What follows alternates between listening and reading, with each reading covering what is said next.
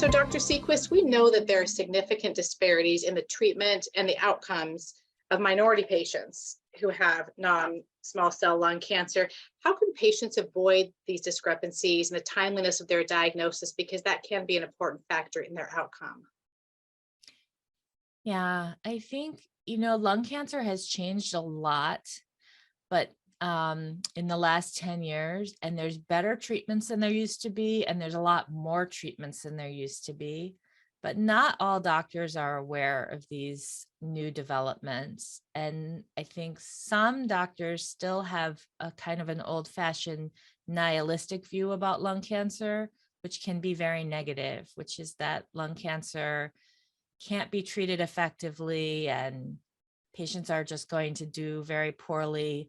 That's not true anymore. It may have been true, 20, 30 years ago, unfortunately, but with treatments today, lung cancer patients can live longer, be cured more often, and have better quality of life than with some of the older treatments.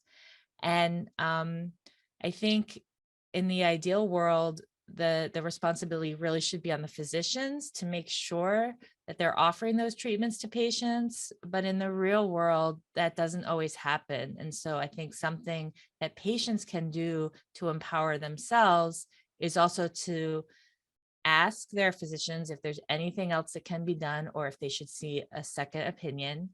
If you're feeling like your doctor's not offering you really many options or is being kind of nihilistic, having a very negative picture of what might happen to you with your cancer, then I would just get a second opinion. You don't have to ask permission to get a second opinion. You can just make an appointment with a different oncologist, or go to an oncologist if you haven't seen one before, because lung cancer is changing and treatments are more successful. And we all have to do more as a community to make sure that those treatments are offered to everyone. But until that day comes, I think patients also need to feel empowered to ask for other treatments and other opinions.